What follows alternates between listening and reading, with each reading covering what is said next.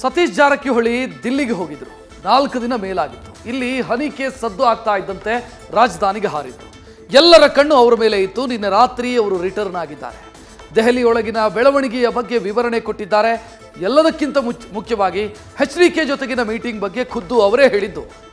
ಆದರೆ ಕಾಂಗ್ರೆಸ್ನಲ್ಲಿ ಶಿಂದೆ ಪಾತ್ರ ನಿರ್ವಹಣೆ ಇಲ್ಲ ಅಂತ ಸತೀಶ್ ಹೇಳ್ಕೊಂಡಿದ್ದಾರೆ. ಇನ್ನು ಅಧ್ಯಕ್ಷ ಆಗೋದು CM ಆಗೋದು ಇಲ್ಲೇ ಅಂತ ಹೇಳ್ಕೊಂಡಿದ್ದಾರೆ.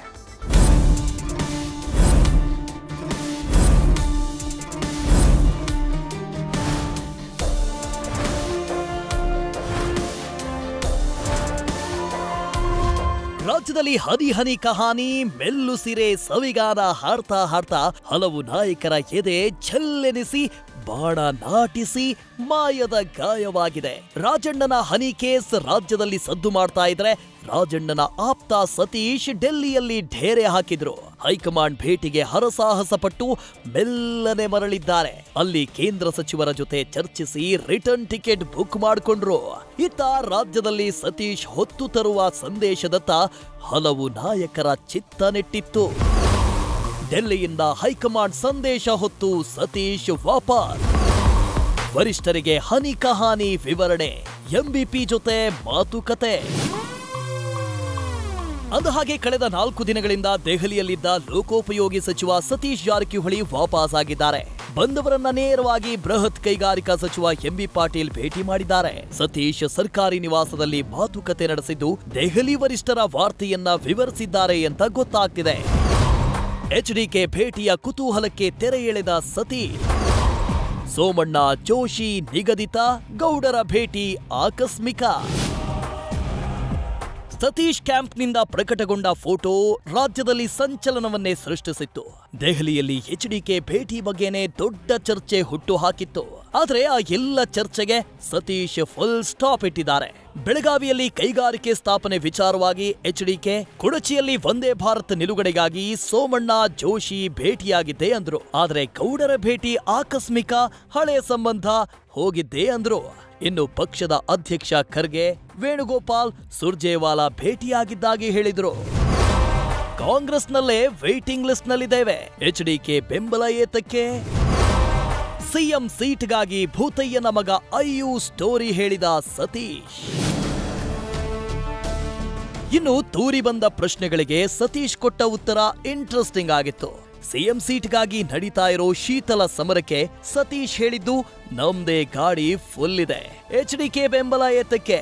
JDSನ 14 ಜನರನ್ನ ತಗೊಂಡು ಏನ್ ಮಾಡೋಣ ಅಂತ ಹೇಳಿದ್ರು. ಭೂತಯ್ಯನ ಮಗ ಅಯ್ಯು ಸಿನಿಮಾ ಟಚ್, ಶಿಂಧೆ ತರ ಶಕ್ತಿ ಇಲ್ಲಿ ಯಾರಿಗಿದೆ ಅಂತ ಸತೀಶ್ ಪ್ರಶ್ನೆ ಎತ್ತಿದ್ರು.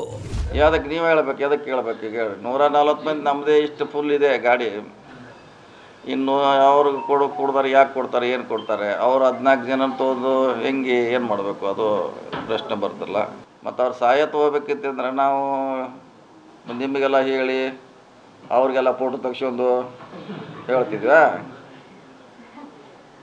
ರಾತ್ರಿ ತುಡುಗ್ಲೆ ಹೋಗ್ತಿದ್ವಿ. ಭೂತಾಯಿನ ಮಗ ಈ ಪಿಕ್ಚರ್ ನೋಡಿದ್ರೆ ಒಂದೇ ರೈಸ್ ಪ್ಲೇಟಲ್ಲಿ 3 ಜನ ತಿಂತಾರೆ ಅವರು.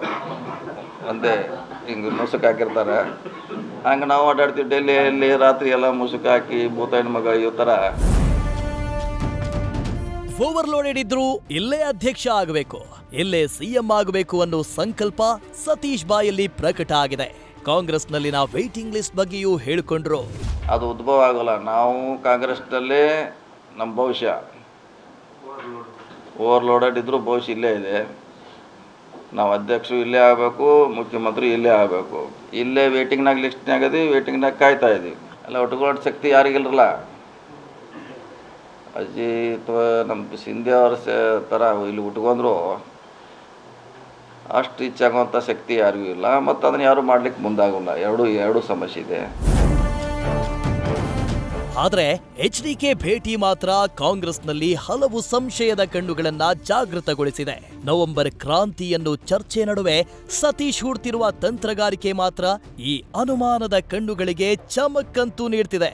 ಹಾಗಾಗಿ DKಶಿ ಹೇಳ್ದಂಗೆ ರಾಜಕೀಯದಲ್ಲಿ ಒನ್ ನೈಟ್ನಲ್ಲಿ ಏನ್ ಬೇಕಾದ್ರೂ ಆಗಬಹುದು.